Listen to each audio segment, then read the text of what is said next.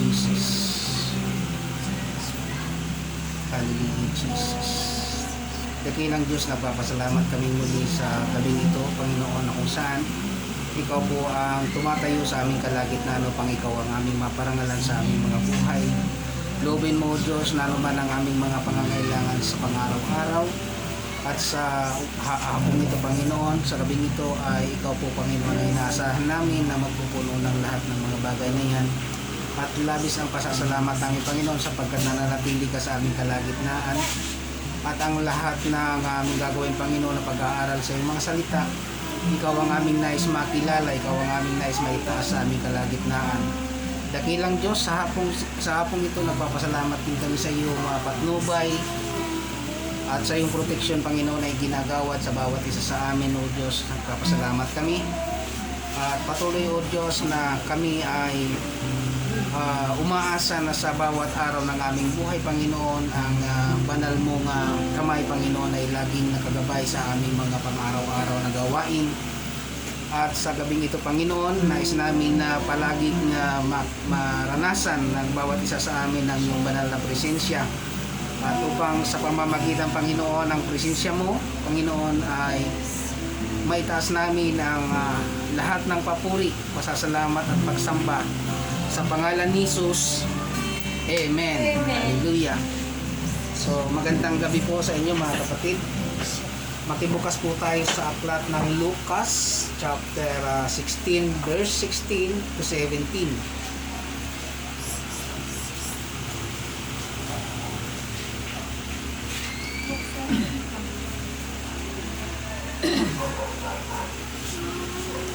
Lucas 16 verse 16 to 17. 17. Nasa Joy.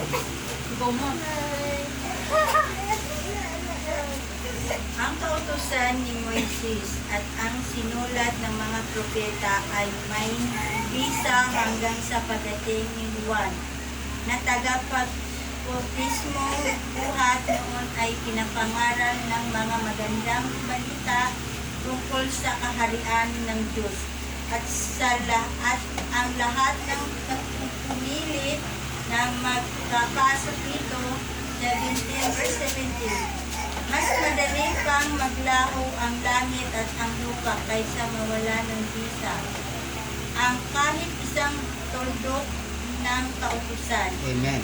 Praise the Lord. So, sa gabi pong ito, nais pong ipahayag sa atin ng Diyos ang isang bagay na napakahalaga. Sabi nga po doon, yung kautusan na sinulat ni Moises at ng mga propeta, pagdating ni Juan Bautista, buhat noon, ipinangaral na ang magandang balita tungkol sa paghahari ng Diyos at ang lahat ay nagpipilit na makapasok dito. Sabi nga niya doon, pagdating kay Juan Bautismo. So, yung kautusan ni John, ay ni Moises at ng sinulat ng mga propeta, pagdating po ni Juan Bautista, ito po ay dito na rin nag-start yung pagpapangaral ng mabuting balita, na kung saan po ito'y isinagawa ni John at ang dumating po ang Panginoong Jesucristo ay ang Panginoon po ang nagpatuloy nito. Then pagkatapos ng ating Panginoon, iniwan po yung tungkulin na yon sa kanyang mga piniling alagad. So sa pamamagitan din po ng mga piniling alagad, umabot po ito hanggang sa atin. Ganun po ba?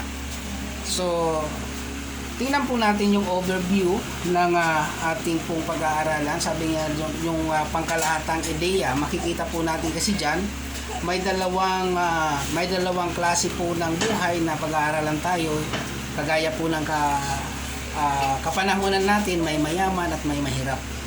Amen po. Yun po yung nais po ng Panginoon na makita natin ngayong gabi. So, dito po makikita natin sa pataas na bilang, sa 17 hanggang sa 31, kasi 31 lang po yan, ay makikita po natin dyan yung kwento ng mayaman at mahirap na kung saan ay parehas silang namatay. Pero bago po yun, tingnan po natin muna yung sa chapter 1 chapter 1 hanggang sa chapter 16 verse 1, makita po natin din yung klase ng pamumuhay, ano? Dito po makikita po natin yung sinasabi ng Panginoon na sa pagsasalita ng Panginoon sa kanyang mga alagad, ang kausap po nila dito yung kanyang pinili na mga alagad, no? May taong mayaman na may isang katiwala, may nagsumbong sa kanya, nilulustay nito ang kanyang ari-arian. So mapapansin niyo po diyan, ganun din po sa kapanahonan natin, no? Mayroong parang hindi nawawala yon, yung mga ganong pangyayari. Nagsusumbong, although kahit na sabihin na natin na tama naman yung kanyang sumbong na nilulustay kasi nung katiwala yung ari-arian, pero di rin natin alam ano ba yung kanya, yung kasi yung nakikita natin diyan. Tama nga na nagsumbong siya dahil nilulustay yung ari-arian ng kanyang amo, pero ang kasing isang bagay doon, ano ang kanyang dahilan? Amen po ba? Ano ang kanyang dahilan? Pangsariling dahilan ba o pangkalahatan? So yun po yung mga bagay na sabi nga ay pangkalahatang ideya ng ating pong pag-aaralan. So sabi po ng pangalawa, kaya't ipinatawag niya ang kanyang katiwala, tinanong, ano ba ang narinig ko tungkol sa iyo? Ihanda mo ang ulat ng iyong pangangasiwa sapagkat tatanggalin na kita sa iyong tungkulin. So di ba parang makikita nyo po doon, sino ngayon ang ipapalit? Yung nagsumbong ba? Parang ganun yung kasalukuyan natin ngayon, di ba? So, dadaanan lang natin yung kwento. Sabi niya dyan, sinabi ng katiwala sa kanyang sarili, ano ang gagawin ko? Alisin na ako ng aking amo sa pangangasiwa. Hindi ko kayang magbungkal ng lupa. Nahihiya naman ako mamalimos. So, makikita po natin dyan yung kinasanayan. Yung overview po ng ating pinag-aaralan, po kailangan natin makita yung overview kasi para makita po natin. Sa ating din buhay, ganun din minsan, may kinasanayan na tayo. Parang takot ka umalis doon sa kinasanayan natin kasi dito hindi pa natin nalusubukan. Parang ganun din po yon.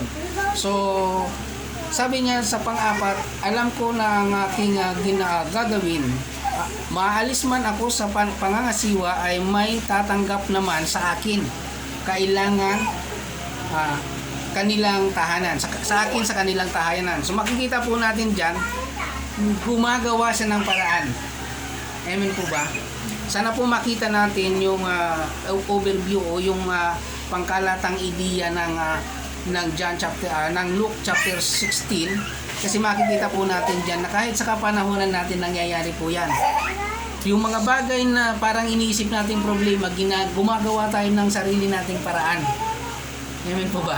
Wala tayong iniisip na mayroon pala akong kailangan sandalan, kundi tayo mismo minsan, tayo ang gumagawa ng paraan. So, sabi niyang panlima, isa-isa niyang tinawag ang mga may utang sa kanyang amo. Tinanong niya ang una, magkano ang utang mo sa aking amo? So dito po makikita natin na mayroon siyang ideya na kailangan gawin. Sabi niya ng pang-anim, sumagot ito, 100 tapayang langis po. Ito ang kasulatan, sabi ng katiwala, ng iyong pagkakautang, dali, maupo ka, palitan mo, gawin mong 50, sabi ng katiwala. Ano po yung nakita niyo? Doon po ay pumasok yung pandaraya. Amen po ba? Nakita niyo po ba yung pandaraya doon? Pero paraan po yun ng matalinong katiwala para at least pag siya ay tanggalin, mayroon pong magano sa kanya, yung bang utang na loob ang tinatawag doon. Sa ating kapanahon, ganun din eh. Mayroon pong ganun. So, sabi po dyan, pumasok yung ideya na kung saan ay parang kukuha siya, hindi po yung taong may utang, babawasan niya yung utang, pero magkakaroon siya ng malaking utang na loob. Nakita niyo po yon? Kasi dito po makikita natin yung bagay na sabi nga doon ay 100 tapayang langis. So bagay po yon. Pero po yung kapalit nung gagawin niya doon sa may utang ay malaking utang na loob. Amen po ba? Nangyayari sa kapanahonan natin yan. May mga pabor na iniaalok. Di ba? May mga pabor. So, sa pangpito po, sinabi doon, at tinanong naman niya ang isa, ikaw, gaano ang utang mo? Sumagot ito, 100 kabang trigo po. Sinabi ganun din, ito ang kasulatan at pagka ng pagkakautang mo, sabi niya, isulat mo 80. Di ba? Pumapasok po yung yung paraan ng mundo. So, yun po yung overview ng ating pong pag-aaralan kung ano yung kalakaran ng mundo. Yun po yung tinitingnan po muna natin una, yung kalakaran ng mundo. Sabi niya, pinuri ng amo, tingnan niyo po yung amo. Although masama na nga yung dahil linulusta yung pag-aari niya, pero mayroon pong pagkakataon na nakita ng amo yung, sabi nga dyan, pinuri ng amo ang tusong katiwala dahil sa kanila katalinuhan ipinamalas nito, sapagkat ang mga makasanlibutan ay mas mahusay gumawa ng paraan kaysa mga makadiyos. Nakita niyo po yon. So sabi niya dyan, mas mahusay gumawa ng paraan ang mga makasanlibutan kaysa sa makadiyos. So papansinin po natin yung mga iniiwan natin na Sabi niya dyan, pinuri nung may-ari Pinuri yung may-ari. Kung tutusin, di ba na siya, natatanggalin na siya? Pero bakit siya pinuri? Dahil doon sa katusuhan pa niya. Kakaiba, no? Kakaiba ang mundo. Kaya nga makikita po natin dito yung overview na kung saan ay pangkalahatang ideya na inilalabas po ng Biblia. So, sabi niya dyan, kakaiba, sabi diyan, sapagkat ang mga makasanlibutan ay mas mahusay gumawa ng paraan kaysa makadiyos sa paggamit ng mga bagay ng mundong ito. So makikita po natin, ganun din po, kaya nga po ang Panginoon, sabi niya doon, sa pagsasalita niya, sabi, at nagpatuloy si Jesus sa pagsasalita, kaya't sa 9 po yun, kaya't sinabi ko sa inyo, ito po yun, pagka nais ko pong iwanan sa inyo to, gamitin ninyo ang kayamanan ng mundong ito sa paggawa ng mabuti sa inyong kapwa, upang kung maubos na iyon ay tatanggapin naman kayo sa tahanang walang hanggan. Yun po yung kasama doon sa overview ng mundo. So sabi niya diyan, kung sakali na ikaw ay makadiyos, at kakaiba nga yung paraan nila sa paraan mo, ang sabi niya dyan, kung sakaling ikaw ay mayroong kayamanan na kung saan ay para sa mundong ito, na sabi nga, wala naman talaga tayong mabibit-bit dyan sa mga nasa atin ngayon, wala tayong mabibit-bit dyan. Ang sabi ng Panginoon dyan, gamitin mo sa paggawa ng mabuti. Kasi hindi naman tayo nilikha para hindi tumamasa ng mga bagay-bagay na yaman ng mundong ito. Kaya nga sabi nga, may karapatan din tayong humawak ng malaking pira. May karapatan din tayong tumira sa bahay ng maganda, at may karapatan din tayong sumakay sa maglarang kotse. Di ba? Ngunit, kaya nga lang hindi nangyayari sa atin. Minsan, tayo mismo sinasabi natin, mahirap magkaroon ng ganito. Ikaw mismo nawawala ka dun sa pananampalataya mo. Ay sabi nga, ikaw nga yung makadiyos, dapat ikaw yung mas, kaya nga diba sa nakaraan nating pag-aaral, parang sabi nga doon ay, mas, yung para sa mabuti, o para sa makadiyos dapat, napupunta pa sa hindi makadiyos. Bakit sila? Yun ang pangarap nila lagi, araw-gabi. Baka nga kulang na sila sa tulog, sa kapapangarap nun Eh tayo, yun na yung natin, hindi, bahala na ang Lord. Yun na yung naging natin, yung bahala na ang Diyos. Pero ang sabi ng Panginoon, humingi tayo. Hingi po ba? Hingiin natin. So dito po makikita natin sa pang-11, sabi niya, kaya kung hindi kayo mapagkakatiwalaan sa mga kayamanan ng mundong ito, Sino? Ito po yung tanong dyan. Kung hindi tayo mapagkakatiwalaan sa nakayamanan sa mundong ito, ang tanong doon, sino ang magtitiwala sa inyo ng tunay na kayamanan? Ba't pala mapagkatiwalaan tayo? Yes, kaya nga hindi pwede sabihin natin na hindi akin yan o kaya hindi ako na kasi mayroon namang kayamanan na naghihintay sa akin. Pero dito makikita po natin na kung hindi tayo mapagkatiwalaan ng kayamanan sa mundong ito, ay paano tayong pagkakatiwalaan ng tunay na kayamanan? Amen po ba? Kaya lang, sabi nga, kahit na, yun nga, kung tamasahin natin yung yaman sa mundong ito, dapat ginagamit natin ito sa tama. Amen po ba? Okay, so sabi na sa pang-12, at kung hindi kayo mapagkakatiwalaan sa kayamanan ng iba, ito pa ang tanong, sino ang magbibigay sa inyo ng talagang para sa inyo? Amen po ba? Paari kasing pinadaloy sa atin yung kayamanan para kay Sister Lynn, para kay Sister Joy, sa kanya, kay Risa. Hindi imposibleng yumaman yan. Amen. Amen po ba? Hindi imposibleng guminawa ang buhay niyan. Bakit? Lalo na kung makikilala niya ang tunay at totoong Diyos. Hindi imposible. Ang kailangan lang, buong isip natin, buong sarili natin, naka-attach tayo doon sa hatigain na mahal ako ng Diyos, payayamanin ako ng Diyos. Di ba? Minsan kasi, parang nag-ano na tayo sa bahala na ang Diyos sa akin. Di ba? Kailangan bang sabi ng Panginoon dyan, isipin na lang natin, humingi tayo. Sabi nga niya, hanggang ngayon wala pa kayong hinihingi. Humingi daw tayo kayo. Di ba? So, yun yung So, pang-13, sabi niya, walang aliping maaaring maglingkod ng sabay sa dalawa ang Panginoon sapagkat kamumuhian niya ang isa at iibigin ang pangalawa o ikalawa. Paglilingkuran ng tapat ang isa at hahamakin ang ikalawa, hindi kayo maaaring maglingkod ng sabay sa Diyos at sa kayamanan. So, binabalansi po ng Panginoon dito na kung saan makita natin na sabi niya doon sa una, kailangan lang natin gamitin yung yaman ng mundong ito sa mabubuting bagay.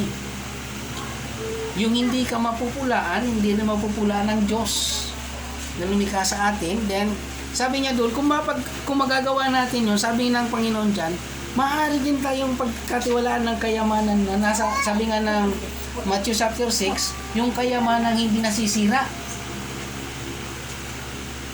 Sa 6:19 po makikita ninyo yun, pero hindi tayo maglalalayo kasi baka po gabi na medyo maligaw tayo.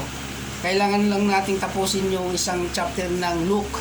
Kasi po, ito po, yun nga po, tinitingnan natin yung overview nito, yung pangkalahatang idea na kung saan po ay kailangan natin makita. So sa 14 po makikita natin nang marinig ito ng mga Parisiyo, ano po yun sa atin? Nang marinig ito ng mga Parisiyo, kinutya nila si Jesus sapagkat sakim sila sa salapi. Yun po yung bagay na kung saan po ay makikita po natin. Kaya nga po sa napakahalaga na hindi po tayo ma-attach doon sa pira. Kailangan po natin gamitin ang pira para sa mabuti. Pastor, kailangan din namin. Yes, wala naman taong hindi nangangailangan noon. Ang paggamit noon, yung sabi nga ay para mapagkatiwalaan tayo sa kayamanan ng mundong ito, yung paggamit noon, hindi tayo makasira, hindi tayo masira. Yun po yung tamang noon. So kung sabi niya dyan, mayroon pong sinabi sa 14 na kung saan ay tumatak po sa aking kaisipan. Kaya pagdating po doon sa 15, sinabi niya, kaya't sinabi niya sa kanila, ang Panginoon po ang nagsasalita dyan, nagpapanggap kayong matuwid sa harap ng mga tao, ngunit ang alam ng Diyos ang nilalaman ng inyong mga puso, sapagkat ang itinuturing na mahalaga ng mga tao ay kinasusuklaman, ay kasuklam-suklam sa paningin ng Diyos. So dito po makikita natin yung bago tayo dumating doon sa keyword natin. At nang pagkatapos po ng keyword natin, may isiningit po ang Panginoon ulit bago dumating doon sa dalawang klaseng buhay ng mahirap at mayaman. May isiningit po ang Panginoon doon sa 18, verse 18. Basa. Sa 16 pa rin yan. Oo. Di tayo lalabas sa 16. Ang lalaking hihiwalay sa kanyang asawa at mag-asawa sa iba ay nangangalunya at ang nag-aasawa sa babaeng hindi hiniwalayan ay nangangalunya. Yon. Isiningit po yan. Bakit po isiningit? Kasi nga, ang nais ipakita po dyan na ang tao ay minsan, di ba, pagka yung hindi tama yung paggamit ng kayamanan ng mundong ito, yun po yung nangyayari eh. Yun po yung nangyayari. Yung bagay na nasilaw sa yaman o sa pira, sa salapi, di ba, nakakagawa siya ng masama. Kasi doon po siya naka-attach sa pira. So kaya nga po, pero ang sinasabi po dyan, hindi lang yung kayamanan na yun, kundi sabi niya doon, makilala natin yung totoong pagkakasala. Sabi niya dyan, kapag hiniwalayan yung isang babae at nag-asawa ang lalaki, nangangalunya siya. Parang binabalansi po yan nung yung word na yan. At sabi naman, yung hiniwalayan, o yung pinahiwalay, yung kumbaga, pinalayas. Nag-asawa, yung nakapangasawa doon, silang dalawa nangangalunya din. So, gusto maipakita ng kasulatan na kung saan ito po yung ginawang batas ni Moses.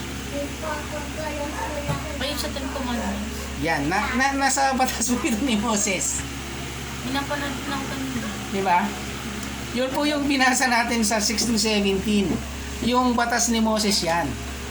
Pero nung dumating po ang panahon ni John the Baptist, mayroon na pong isang bagay na ipinapakita ang Panginoon na kailangan nating ma-attach doon sa mabuting balitang ipinapangaral. Amen po ba?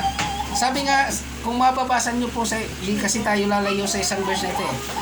Doon po sa ibang mga word na nasusulat sa Biblia sa Bagong Tipan, sabi ng Panginoon doon, kahit na nasunod mo yung siyam na kautusan ni Moses, na isinulat ni Moses, sumuhay ka sa isa, nagkasala ka pa rin, kaya wala tuloy maliligtas.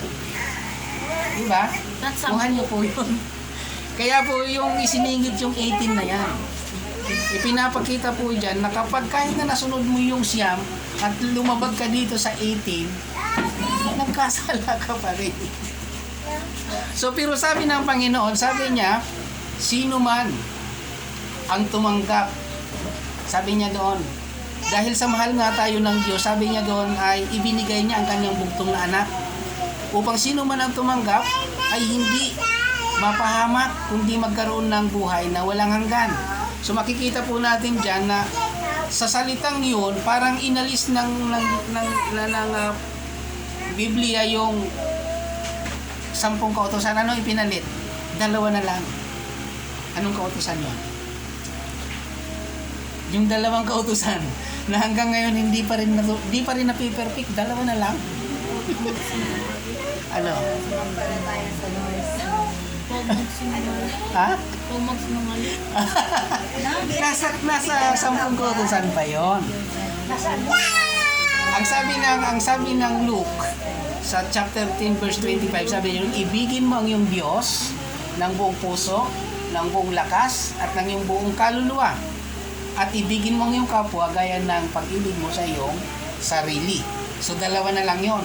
Pero sabi niya, ipinaloob sa 2 kautusan na yon, yung lahat na kautusan at sinulat ng mga propeta na nasusulat dito sa Bible. So yun po yung dyan na kung saan po ay nais pong ipakita dyan. Pag ibinaba na natin yan sa 19 hanggang 31, ang pag-uusapan po natin dyan yung mayaman na namatay at si Lazaro na mahirap. makikita po natin doon sa istorya, sa overview po ng kwento ng chapter 16 na yan, makikita po natin dyan kung ano yung kanyang inilalarawan sa dalawang uri ng taong yun. Oo nga, sabi nga doon sa bandang 22, yung namatay ang pulubi, siya ay dinala ng mga anghel sa piling ni Abraham sa langit bilang isang parangal. Namatay rin ang mayaman at inilibing. Sa gitna ng kanyang pagdurusa sa daigdig ng mga patay, natanaw ng mayaman si Lazaro sa piling ni Abraham. Kaya't sumigaw siya, Amang Abraham, maawa po kayo sa akin, utusan po ninyo si Lazaro na isawsaw sa tubig ang dulo ng kanyang daliri at basain ang aking dila dahil ako'y naghihirap sa apoy na ito. So papansinin po natin, tigil po muna tayo doon. Papansinin po natin doon, kahit na noong nandoon na siya, feeling pa rin siya na masusunod pa rin siya. Kung papansinin po natin doon sa sa kwento ni Lazaro, na kung saan sabi nga niya doon ay mahirap, punong-puno siya ng sugat at nilalapitan ng mga aso. Hindi lang siguro yung aso maaaring tumanggap siya, umani siya ng mga diskriminasyon. Di ba?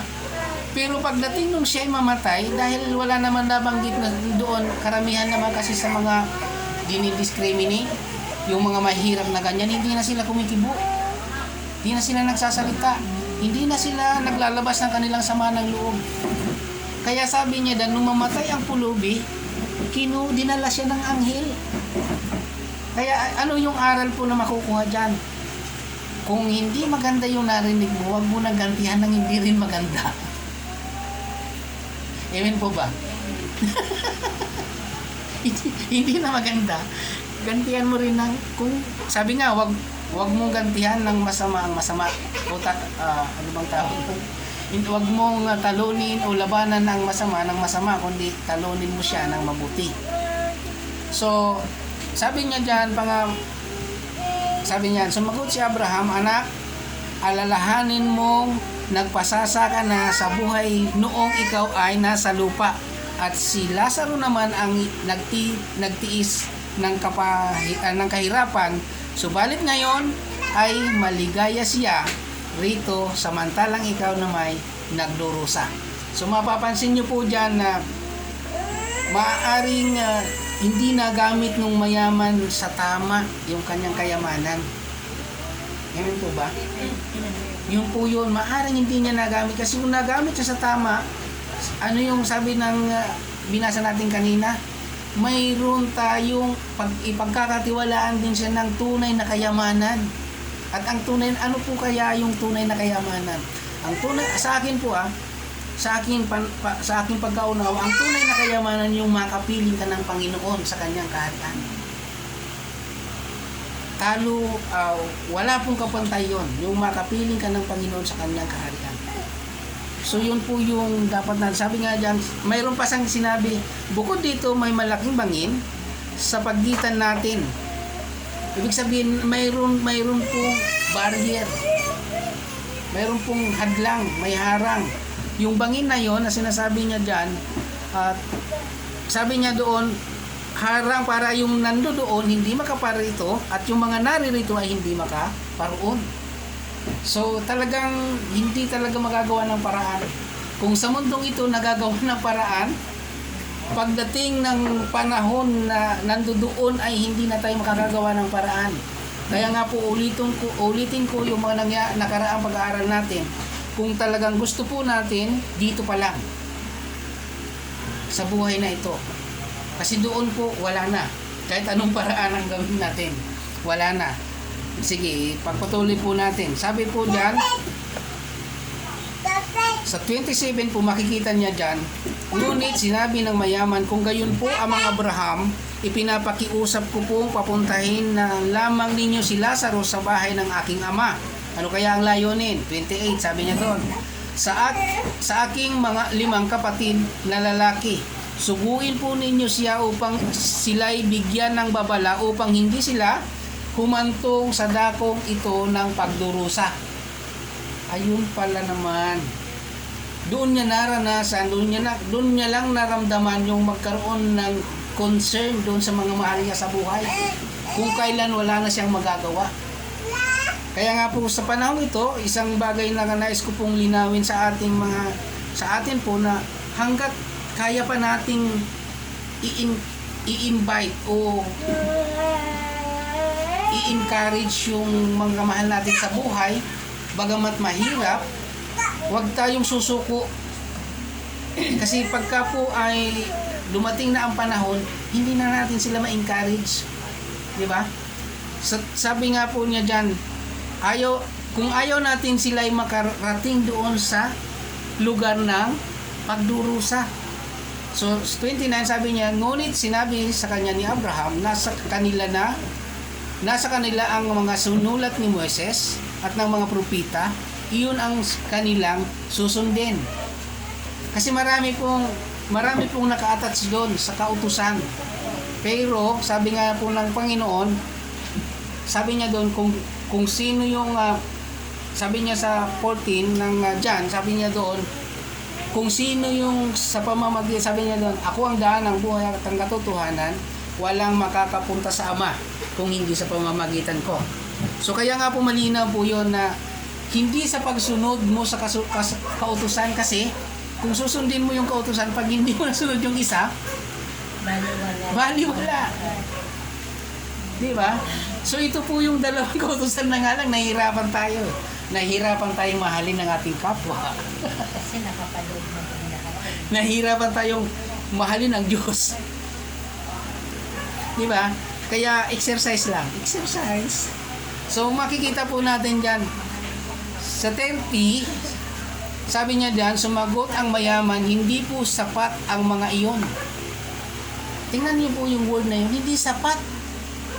Yung mga sinulat ni Moises at ng mga propeta, hindi po sapat ang mga iyon. Ngunit kung magpapakita sa kanila ang isang patay na muling nabuhay, magsisisi sila at tatalikuran ng kanilang mga kasalanan. So pansinin niyo po, ang Panginoong Jesucristo ay namatay at muling nabuhay para sa ating lahat, pero iilan po yung naniniwala. Hindi po kaila sa buong mundo yan. Alam lang nila yung ginawa ng Panginoon, pero hindi ganun yung kanilang pagbabalik loob sa Panginoon. Di ba? Kasi sabi nga, malinaw pong sinasabi minsan, mababasa niyo po sa Biblia, sinabi niyan, kung talagang iniibig ninyo ako, susundin ninyo ang aking pinag-uutos. Di ba? So, sa 31, last verse po natin, sinabi naman sa kanya ni Abraham, kung ayaw nilang sundin ang mga sinulat ni Moses at ang mga propeta, hindi rin nila paniniwalaan kahit yung isang patay na muling nabuhay. Yun po yun. Kaya po, kahit po ngayon, tingnan po natin yung overview ng ating pinag-aralan. Kahit po sa panahon natin ngayon, nahihirapan tayong ipakilala ang Panginoon. Nahihirapan po tayong ipatanggap ang Panginoon. Diba? Kasi nga, ito po yung dahilan nun eh. Hindi sapat. Diba? Kasi nga po, ang unang katotohanan po niyan, lumaki tayo sa katuruan na kung saan ay hindi kumpleto. Diba? Bakit pastor hindi kumpleto? Kasi, una, nung tayo ay lumalaki, ako po, experience ko na lang, ikukwento ko ng kaunti. Nung ako po wala pa sa Panginoon, di ko pa siya gaanong kilala. Ang alam ko lang at ipinaglalaban ko noon, Kristiyano rin ako. At ipinaglalaban ko po yun. Pero wala po akong katibayan, pag tinanong ako, anong katibayan mo bilang Kristiyano? Wala po akong sabi. Pero ngayon, pagka nagtatanong sa akin, bakit ka naging Kristiyano? Kasi naniniwala ako sa Panginoong Hesus. Tinanggap ko siya bilang Panginoon at tagapagligtas. Kaya tinatawag akong Kristiyano. Isa pa, naglilingkod ako sa Kanya. Bakit? Siya ang aking Panginoon. Ganun po ba? Yun po yung kahulugan ng pagiging Kristiyano. Kung Kristiyano ka, kinikilala mo ang Panginoon ng Panginoong Hesus, dapat sinusunod mo siya. Di ba? Kasi po sabi nga, hindi pwedeng tayo ang masunod. Na minsan kahit sa prayer nga natin, minsan ako po, minsan nabibitawan ko rin yun. Kaya exercise nga, sabay-sabay tayo mag-exercise sa panalangin pa lang. Sa panalangin po, pilitin natin na huwag mautusan ng Panginoon natin. Minsan nautusan natin siya sa ating prayer. Kaya nga sabi nga ng Panginoon, huwag pakahaba o pakarami ng pagsasalita sa panalangin. So, dito po ay tatapusin po natin. Total po isang chapter po yan. Balikan nyo. At mayroon po kayong maunawaan. Bukod po doon sa pinag-aaralan natin. Kasi ang overview po ng ating pong pinag-aaralan ay hindi po ako kailangan lumipat ng ibang book at na maghanap pa ng ibang verse kasi nandiyan na po eh. Malaking maitutulong po sa atin yung salita ng yung may keyword po dyan eh. May keyword po dyan. Makikita po natin na yung keyword po dyan, isulat nyo po yung sinabi dyan na magmula ng ipangaral ang mabuting balita tungkol sa paghahari ng Diyos, marami. O sabi nga dyan, ang lahat ay nagpipilit na makapasok. Pero pagka ikaw ay nagbigay ng mabuting balita para ikaw ay makapasok o sila ay makapasok, hindi ka naman nila pinapaniwalaan. Kaya hanggang sa pagpipilit lang sila. Nakaraan po pag-aaral natin, hindi po sapat yung makita mo lang. Dapat makapasok. Di ba? Kailangan pong makapasok. Kaya nga po dito, bakit pastor parang magkakarugtong lang yan? Kasi nga po, kailangan nating step by step. At tayo po'y lumago ng tama. Kasi nga sabi nga po ni Apostol Paul, hindi sa mga baby kailangan gatas din. Hindi pa sila pwede sa matigas na pagkain. So, kaya nga po step by step, although iniisa-isa ko po yan, kung babasahin lang po natin yan, wala po talagang, parang nagbasa lang tayo. Pero pag kayo nga, pag idinulog mo sa Panginoon yan, at ang Panginoon ay pinabayaan mong samahan ka sa pag-aaral, yan po yung isang napakahalaga po sa pag-aaral. Kaya nga po, makikita po natin yung keyword dyan. Yung keyword po ang mahalaga dyan eh. Yung sinabi ng ipangaral ang mabuting balita, marami. O sabi nga dyan, hindi lang marami kundi lahat. Yung ipangaral ang mabuting balita tungkol sa paghahari ng Diyos at lahat ay nagpipilit na makapasok dito.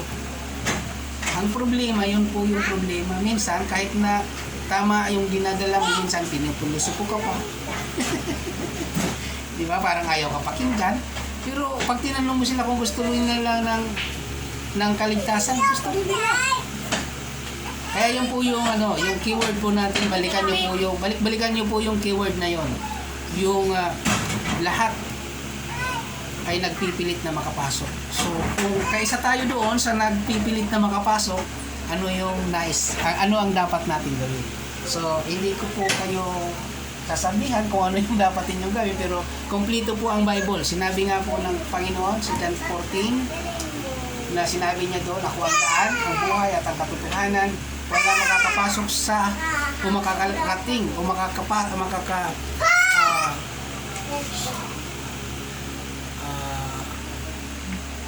no one can come. Sabi niya doon, wala makakarating o makakalapit sa Panginoon. Kasi sa Bible po iba-iba yung word eh. Pero isa lang yung tinutumbok. Na sinasabi niyo, walang makakarating o makakalapit sa Panginoon kung hindi sa pamamagitan ko. So kaya nga, kung ganun po yung salitang binitawan ng Panginoon, ano po yung dapat natin gawin? Sabi ng chapter 15 ng John, verse 7, sabi niya doon, kung mananatili ka sa akin at mananatili sa iyong salita ko, hingiin ninyo ang inyong maibigan at ipagkakaloob sa inyo. Kaya kung gusto natin na makarating o makapasok doon sa kaharian ng Diyos, sinasabi niya dyan sa keyword natin, manatili tayo sa Panginoon at panatiliin natin ang salita. Kasi sabi nga po diyan, magmula nang ipangaral ang magandang balita. Ito po yung magandang balita na pinag-aaralan natin. So, yun po yun. Yung keyword na yun, gusto ko pong balik-balikan ninyo. Gusto ko bang makapasok? Makasama sa makapasok sa karya ng Diyos. Kung magkaroon ka ng desire na gusto mo talaga, so ano kaya ang dapat mong gawin? Basahin mo ulit yung John 14:6. Yun ang paraan. Paano ka makakapasok? Saka yung Matthew 7:21. Paano ka makakapasok? Mga guidelines po yan na kung saan po ay isinulat sa Biblia upang tayo po ay magkaroon ng pag-asa na makakarating po talaga tayo. Hindi man itong katawan na ito yung atin pong panghabang buhay. Kasi dito po makikita natin dyan. Sabi nga po ng mayaman, bigyan ng babala yung 5 ko pang kapatid para hindi sila makapunta sa sa lugar ng paghihirap na ito sa apoy. Di ba? So, nagkaroon siya ngayon ng desire na mailigtas yung 5 pa niyang kapatid. Kaya lang, matindi po yung katotohanan doon. Sabi niya, kahit yung namatay na muling nabuhay, ay mahirap paniwalaan. Amen po ba? Kasi nung nabubuhay ang Panginoon, sabi nga dyan, kinot siya. Di ba? Mga Parisiyo, kinot siya ang Panginoon. Kung tutusin yung mga Parisiyo pong binabanggit dyan, sila ay yung mga taong kinikilala, naglilingkod sa Diyos, legal. Amen po ba? Pero hindi nila pinaniwalaan ng Panginoon, kinutya pa nila. So kaya nga mapalad tayo na binibigyan ng pagkakataon ng Panginoon na makapagnilay. Kung kasama tayo, kabilang tayo doon sa mga naghahangad na makapasok doon sa kaharian ng Diyos, itanong-tanong nyo po muna sa sarili nyo. At kayo na rin po ang sumagot. At pagka nagkaroon po kayo ng kasagutan, next Sunday po, pag-usapan natin. So, dito po tayo magwawakas kasi po, yan po yung keyword natin. Yung chapter 16 po, balik-balikan nyo. Tapos, balikan nyo yung keyword natin para makita nyo po kung paano kayo makakapasok. Sabi nga, kasi bakit nagpipilit? Tingnan nyo po yung salitang nagpipilit. Napakahirap pala. Diba? Ang ibig sabihin nagpipilit, ibig sabihin napakahirap talagang pumasok. Napakahirap pala pumasok. Bakit? Una, sa'yo pa lang na personal na panalangin. Nananalangin ka, hindi ka makapokus. Bakit? Yung tinatalo ka nung nasa paligid mong distraction. Yung distraction personal mo na hindi mo pa napaglalabanan. Kaya nga po, itinuturo ko talaga yan. Matuto tayong magnilay ng salita ng Diyos na maingay o mayroong distraction sa harapan mo. Para kahit na nasa distraction time ka, kaya mong ilapit ang sarili mo sa Panginoon. Amen po ba? Malaking bagay po yun. Although mahirap talaga. Kasi yung nagpe-pray ka tapos may kakalabit sa iyo. Nagpe-pray ka tapos mayroong maglalagapak dyan. Distraction po yun. Pero kung maano mo yung sarili mo, ititrain mo yung sarili mo na hindi mo siya papansinin, bagkus magpipilit ka talaga na makalapit ka sa Panginoon. Napakalaking bagay. Tapos yung halimbawa, nakagawa ka ng kasalanan, alam mo, pagkatapos mananalangin ka, ang bigat mo makapasok. Ang tigas. Pero ang maganda nun, kapag talagang inano mo yung, isinulinder mo yung sarili mo sa Panginoon, makikita nyo yung gagawin ng Panginoon dyan. Hindi ka makapagsasalita. Ang luha mo lang ang malalaglag. Tapos yung puso mo parang gusto lumabas. Wala ka nang ibang ginawa, nag-iyak ka na lang. Wala ka nang nagawang panalangin, umiyak ka na lang. So yun po yung bagay na i-exercise natin. Yung sa distraction, makalapit tayo sa Panginoon. Then yung keyword po natin. Kasi alam ko rin po na sa atin, mahirap talagang abutin ang pamantayan doon. Pero kung yun nga, yung 2 kautusan, sabi nga pinag-uusapan kasi natin dito yung overview ng chapter 16. namumuo yan sa kautusan eh. Pero sabi ng Panginoon, kung makakalabag ka ng isa, hindi ka pa rin nakakumpleto ng 10. So, anong kailangan? Sabi niya, 2 na nga ang ibibigay ko sa inyong kautusan. Ibigin mo ang Diyos ng buong puso, buong isip, buong kaluluwa at buong lakas, at ibigin mo iyong kapwa ng gaya ng iyong sarili. So, kaya yan. Kaya. Kaya. So, tayo po ay manalangin muli. Dakilang Diyos, nagpapasalamat kami sa gabing ito na kung saan, Panginoon, ay sinamahan mo kami.